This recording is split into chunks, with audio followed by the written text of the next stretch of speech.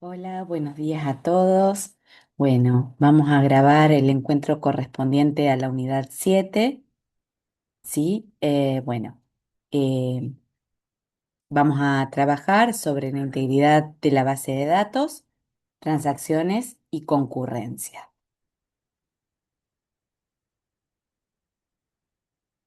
Bueno, en esta presentación vamos a abordar uno de los temas más importantes dentro de las bases de datos, como por ejemplo, cómo garantizar que la información permanezca correcta y confiable, incluso cuando muchas personas están utilizando el sistema al mismo tiempo.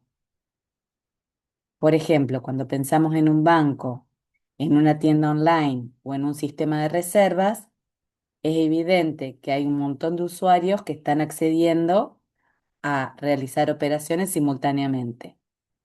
El desafío consiste en asegurar que todos los cambios que se vayan a dar en ese momento, ¿sí? Se produzcan sin generar errores ni inconsistencias. Bueno, acá vemos la agenda de esta presentación, ¿sí? Para desarrollar estos temas vamos a recorrer 5 bloques principales, ¿sí? Primero vamos a ver qué significa mantener la integridad de los datos. Luego analizaremos las propiedades ACID, ¿sí? Que son la base de las transacciones confiables. Después estudiaremos los problemas que aparecen cuando varios usuarios trabajan simultáneamente sobre los mismos datos, sobre la misma información. Y después vamos a conocer distintas técnicas para controlar estos conflictos, ¿sí? Para que no se sucedan. Y finalmente veremos un caso práctico. Bueno, al finalizar esta unidad, deberíamos comprender cómo las bases de datos garantizan que la información siga siendo consistente, ¿sí? También vamos a poder identificar las propiedades ACID, vamos a ver qué significa esa sigla, ¿sí? Y comprender por qué son fundamentales para que los sistemas funcionen correctamente. Vamos a pasar a la siguiente diapositiva. Bueno, ¿por qué esto es importante? Muchas veces los usuarios no son conscientes de la complejidad que existe detrás de una operación que para ellos resulta simple.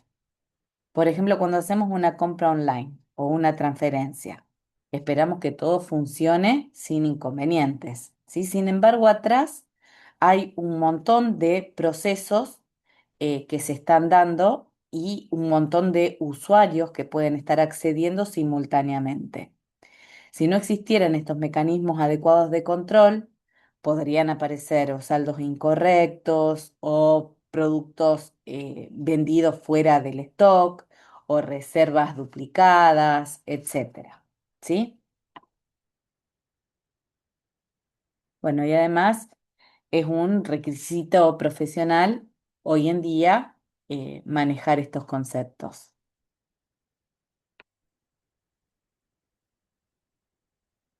Bueno, integridad, consistencia y disponibilidad. Antes de continuar, es importante diferenciar estos tres conceptos, ¿sí? Ya los estuvimos hablando en unidades anteriores cuando hablábamos de la integridad, la consistencia, ¿sí? La integridad se refiere a que los datos sean correctos, sean confiables. La consistencia significa que la base de datos respeta todas las reglas que fueron definidas. Y la disponibilidad indica que el sistema tiene que encontrarse accesible cuando los usuarios lo necesitan. En todo momento que los usuarios necesitan usar el sistema, que éste esté disponible.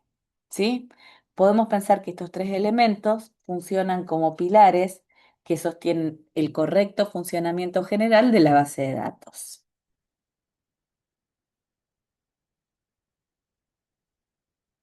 Bueno, ¿qué es el teorema de CAP? ¿Sí? Cuando trabajamos con sistemas distribuidos, ¿sí? Aparece un concepto muy conocido que es el teorema de CAP. Este teorema plantea que un sistema solo puede garantizar simultáneamente dos de estas tres propiedades que vemos en pantalla: consistencia, disponibilidad y tolerancia a particiones. En otras palabras, ¿qué quiere decir esto? Que cuando diseñamos un sistema distribuido, muchas veces tenemos que decidir qué aspecto vamos a priorizar según las necesidades de nuestro negocio. ¿Sí? Por eso, este teorema tiene una enorme influencia en el diseño de las arquitecturas de base de datos modernas.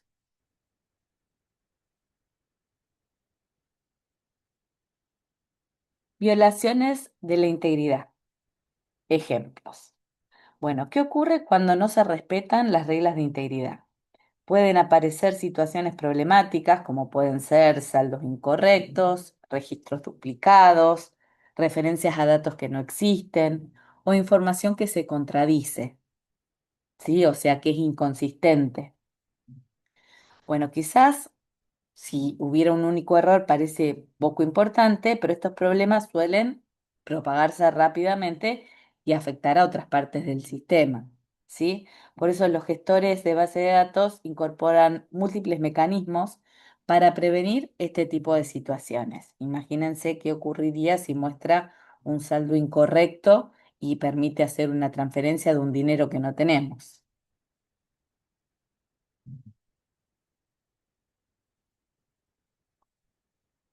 Pasamos a la siguiente. Bueno, ¿qué es una transacción? Bueno, ahora llegamos a uno de los conceptos centrales de esta unidad, ¿sí? Una transacción es un conjunto de operaciones que deben funcionar como una única unidad de trabajo, ¿sí? Se tiene que ejecutar completa o no ejecutarse. La idea es que todas las acciones se completen correctamente o que ninguna de ellas se ejecute. ¿Sí? Esto va a permitir mantener la coherencia de la información, incluso cuando existan errores durante la ejecución, ¿sí? Entonces, una transacción o se completa acabadamente, ¿sí? O no se ejecuta ninguno de los pasos, no puede quedar por la mitad. Veamos un ejemplo.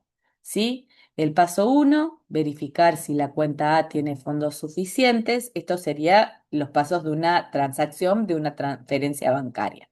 El paso uno, verificar si la cuenta A tiene fondos suficientes. El paso 2, debitar 500 pesos de la cuenta A. Paso 3, acreditar 500 pesos a la cuenta B. Y paso 4, registrar la transacción en el registro.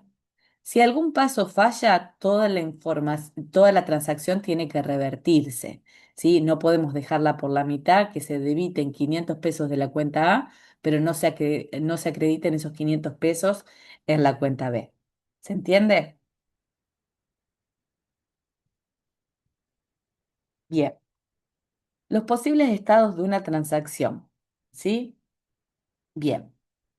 Las transacciones atraviesan distintos estados a lo largo de su ejecución. Comienzan con un estado de activo, ¿sí? Luego pasan a un estado parcialmente comprometido cuando finalizan las tareas principales. Si todo sale bien, llegan al estado de comprometido y los cambios quedan almacenados, ¿sí? Pero si ocurre un problema, pasan a estado fallido, ¿sí? Y finalmente todas son anuladas mediante una reversión o lo que podemos llamar rollback, ¿sí? Comprender estos estados nos va a ayudar a entender cómo las bases de datos gestionan errores y cómo realizan recuperaciones.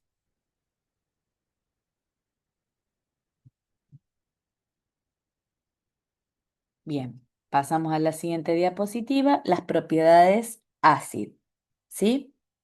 Las propiedades ACID constituyen la base de las transacciones modernas. Las siglas que representan la A es para atomicidad, la C para consistencia, la I para aislamiento o isolation y la D para durabilidad. ¿Sí? Estas cuatro características garantizan que las operaciones se ejecuten de forma segura, ¿sí? Incluso cuando existen fallos en el sistema. Vamos a analizarlas en las próximas diapositivas. cada caso por separado. Bueno, ¿qué es la atomicidad? La atomicidad puede resumirse en una frase muy sencilla: todo o nada. ¿Sí? Cuando una transacción comienza, debe completarse totalmente o revertirse completamente. Esto que veíamos hoy con el ejemplo del banco.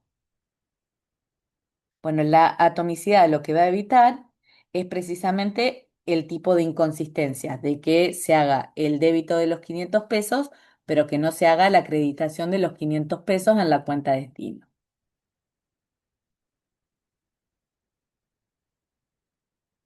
Consistencia. Si garantiza que la base de datos siempre esté en un estado válido. ¿Sí? Esto significa que va a pasar de un estado válido, ¿sí? Antes de la transacción, a un nuevo estado válido, después de la transacción, ¿sí? Esto significa que todas las reglas definidas deben seguir cumpliéndose antes y después, ¿sí? Por ejemplo, no deberían existir claves primarias duplicadas ni referencias a registros inexistentes. O sea, que tiene que mantenerse la integridad de entidad, la integridad referencial, etcétera, antes y después de la ejecución de la transacción.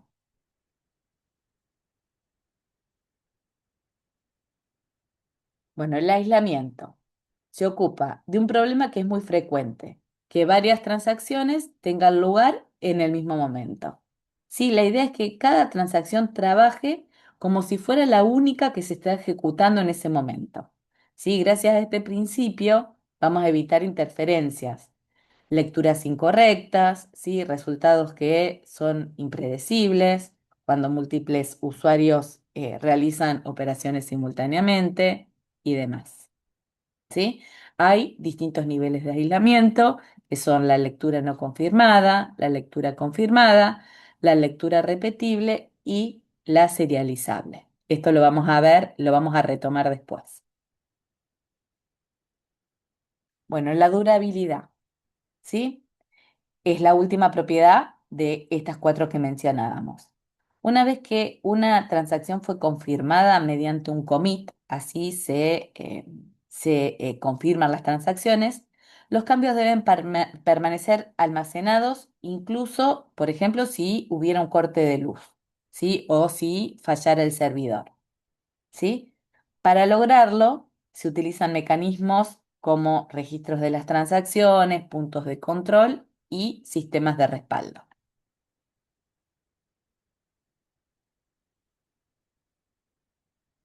Bueno, control de transacciones. ¿Sí? Bueno, hasta ahora hablamos de las propiedades de las transacciones, pero ahora vamos a ver cómo se controlan en la práctica. Bueno, en SQL existen comandos específicos para iniciar, para confirmar o para cancelar una transacción. El más habitual es el Start Transaction para iniciar la transacción, ¿sí? Eso indica el comienzo de la operación. Cuando todo sale correctamente, vamos a utilizar commit, ¿sí? O en su defecto, si hubo algún inconveniente, detectamos algún error, vamos a utilizar rollback. ¿Sí? Entonces, en este ejemplo, se hace un start transaction, se realizan cambios con update account, ¿sí? Update de la tabla accounts, ¿sí? Y se establece el valor del balance en el balance, lo que tenía los datos del balance, menos 500, ¿sí? Para la cuenta de ID 123 y un balance de más 500 para la cuenta de ID 456. ¿Sí? Entonces, para confirmar los cambios, commit, o para descartar los cambios, rollback. ¿Sí? Hay controles adicionales, como crear un punto de guardado, que es, lo hacemos con un save point, o revertir al punto de guardado, o sea, llegar hasta el punto de guardado, rollback to transfer point, ¿sí? Para volver hasta ese estado que era un estado válido. Bien. Y con set transaction isolation level, ¿sí? Es que especificamos el nivel de aislamiento, ¿sí? En este caso es un read committee. que vamos a ver de qué se trata.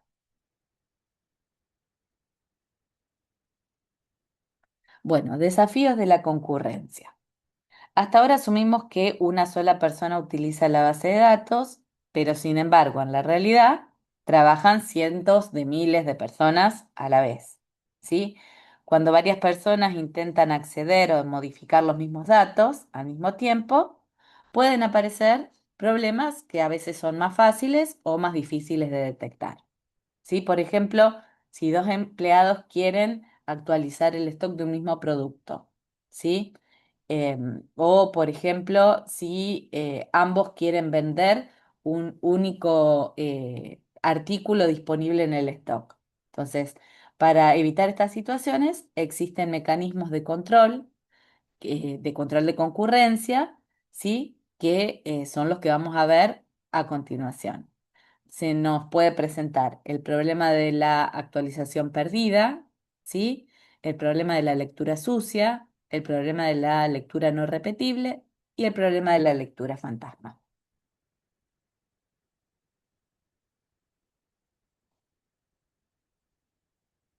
Bueno, el problema de la actualización perdida. Este es uno de los problemas más clásicos, ¿sí? Imaginemos que dos empleados consultan simultáneamente el stock de un producto que tiene 100 unidades. ¿Sí? Uno registra una venta de 10 unidades y el otro registra una venta de 5 unidades. Si ambos trabajan sobre el mismo valor original y el sistema no controla adecuadamente la concurrencia, la última actualización podría sobreescribir a la anterior. Como resultado, el sistema reflejaría solamente una de las dos ventas, ¿sí? Y parte de la información se perdería. Entonces, este fenómeno se conoce como actualización perdida.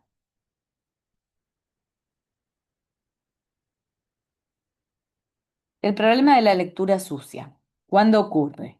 ¿Sí? Ocurre cuando una transacción accede a datos que todavía no fueron confirmados por otra transacción. ¿Sí? O sea que todavía no se hizo el commit.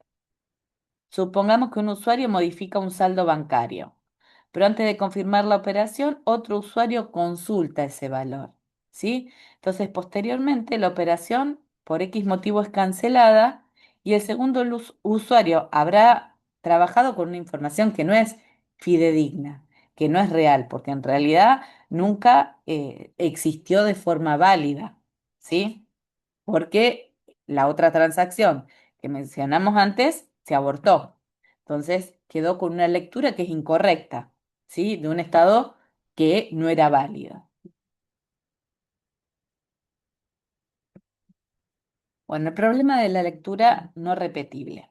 En este caso, una transacción consulta un dato y luego vuelve a consultarlo más adelante, pero obtiene un resultado diferente. La diferencia aparece porque otro usuario modificó la información entre un momento y el otro, entre las dos lecturas. ¿Sí? Por ejemplo, un sistema podría consultar el precio de un producto al inicio de una operación y volver a consultarlo unos segundos después, obteniendo en ese momento un valor distinto. Esto genera inconsistencias dentro de la misma transacción y puede afectar el correcto funcionamiento de los procesos. El problema de la lectura fantasma, ¿sí? La lectura fantasma es similar al caso anterior, pero en lugar de cambiar un registro existente, aparecen o desaparecen registros completos. Por ejemplo, una consulta devuelve 5 pedidos pendientes, mientras la transacción sigue trabajando, otro usuario genera un nuevo pedido. Cuando se ejecuta nuevamente la misma consulta, ahora aparece 6 registros, ¿sí? Entonces, ese nuevo registro inesperado es lo que se conoce como una lectura fantasma. Bueno, esto es lo que hablábamos hoy de los niveles de aislamiento, ¿sí? Para controlar estos problemas que mencionamos antes, ¿sí? Los 4 problemas que mencionamos antes, ¿sí? Existen diferentes niveles de aislamiento. Los niveles más bajos permiten mayor rendimiento porque generan menos restricciones, ¿sí? Pero ofrecen menos protección frente a las inconsistencias. A medida que vamos aumentando el nivel de aislamiento, disminuyen los riesgos de lecturas incorrectas y de otros de los problemas, pero puede verse afectado el rendimiento. Por eso, cada organización debe elegir el nivel más adecuado según las necesidades que tenga. ¿Sí? Entonces, en el nivel de aislamiento read and committed, ¿sí? La lectura sucia es posible, la lectura no repetible es posible y la lectura fantasma es posible. Es el nivel de aislamiento más bajo. Después tenemos un read committed, donde la lectura sucia está impedida, la lectura no repetible es posible y la lectura fantasma es posible. El repeatable read, sí, se impiden dos de estas condiciones, pero es posible todavía la lectura fantasma y la serializable, ¿sí? Donde las tres opciones están impedidas. Obviamente, acá va a haber mayor rendimiento y acá va a haber menor rendimiento. Cada sistema, cada negocio definirá cuál es el nivel de aislamiento que le sienta mejor. Bueno, técnicas de control de concurrencia. Los gestores de bases de datos utilizan distintas estrategias para coordinar el acceso simultáneo a la vez a la información. Sí, algunas técnicas se basan en bloqueos, otras en marcas de tiempo y otras mantienen múltiples versiones de los datos. ¿Sí? Todas persiguen el mismo objetivo: permitir que muchos usuarios trabajen al mismo tiempo sin comprometer la integridad de la información. ¿Sí? La elección de una técnica u otra dependerá de las características particulares de cada sistema.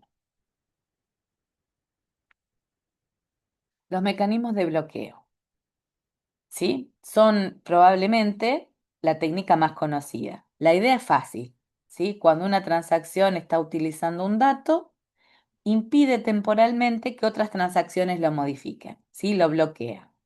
Existen bloqueos compartidos para lectura y bloqueos exclusivos para escritura, o sea que es compartido, pueden varios usuarios leer, pero se hace un bloqueo exclusivo a la hora de modificar, ¿sí? Entonces, gracias a estos mecanismos se evita que varias operaciones incompatibles trabajen simultáneamente sobre la misma información.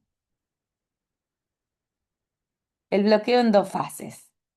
Es una estrategia muy utilizada, ¿sí? También es conocido como 2PL. Durante una primera etapa, la transacción obtiene todos los bloqueos que necesita. En una segunda etapa, comienza a liberarlos.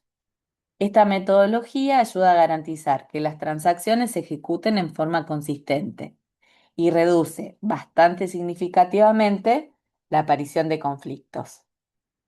Por eso sigue siendo y es una técnica que se usa mucho en numerosos gestores de bases de datos.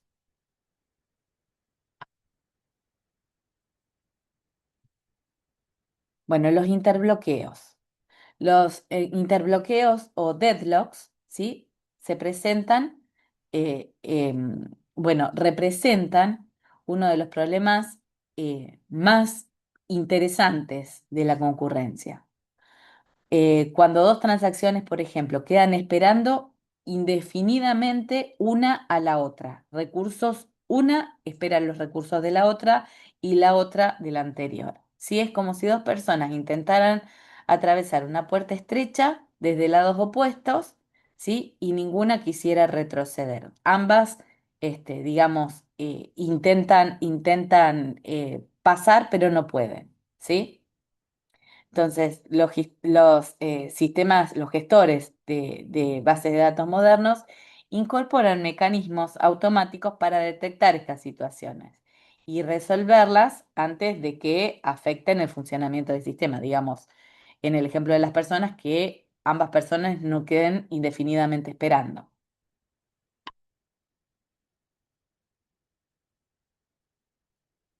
Bueno, el control de concurrencia optimista. A diferencia de los bloqueos tradicionales, el control optimista, ¿sí?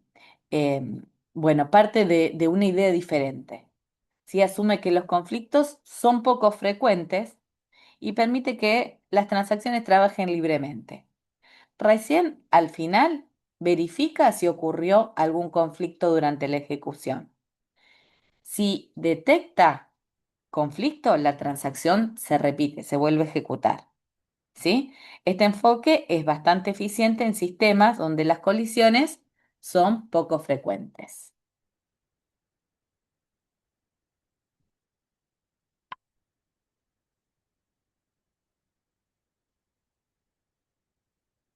Bueno, el control de concurrencia multiversión es otra técnica muy utilizada. Sí, la idea consiste en mantener distintas versiones de los mismos datos. De esta manera, los usuarios que están leyendo información pueden seguir trabajando con una versión estable, mientras otros van realizando modificaciones. Este enfoque mejora muchísimo el rendimiento y es utilizado por sistemas modernos como por ejemplo PostgreSQL. ¿Sí? Entonces, tenemos ventajas, los lectores nunca bloquean a los escritores, los escritores nunca bloquean a los lectores, es excelente para cargas de datos con mucha lectura y admite el aislamiento de instantáneas. Bien. Ejercicio práctico, una transferencia bancaria. Si en esta actividad se integran todos los conceptos que vimos. ¿Sí? La propuesta consiste en implementar una transferencia bancaria mediante una transacción. ¿Sí? Entonces, bueno, vemos creada una tabla cuentas con ID, nombre y saldo. ¿Sí? Escribimos un script, ¿sí? De transacción para transferir dinero entre las cuentas. ¿Sí? Agregamos el manejo de errores para evitar saldos negativos. Probamos el acceso concurrente desde múltiples sesiones de PHP ¿sí? Y observamos los efectos de los diferentes niveles de aislamiento. ¿Sí? Bueno, entonces este ejemplo nos va a permitir visualizar claramente la importancia de las propiedades ACID, ¿sí? Los mecanismos de control y el manejo adecuado de los errores. Bueno, como conclusiones, para finalizar, podemos decir que las transacciones y el control de concurrencia son elementos esenciales para garantizar una base de datos confiable. ¿Sí? Las propiedades ACID permiten mantener la integridad de la información, incluso cuando hay fallas o errores en el sistema. Además, las distintas técnicas de control de concurrencia hacen posible que múltiples miles de usuarios trabajen simultáneamente sin que se generen inconsistencias. ¿Sí? Comprender estos conceptos va a resultar fundamental para que podamos diseñar aplicaciones robustas, que sean seguras y que estén preparadas para entornos reales de trabajo. ¿Sí? Bueno, les agradezco mucho.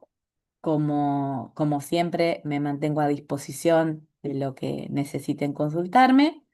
Y bueno, nos estamos viendo la semana próxima.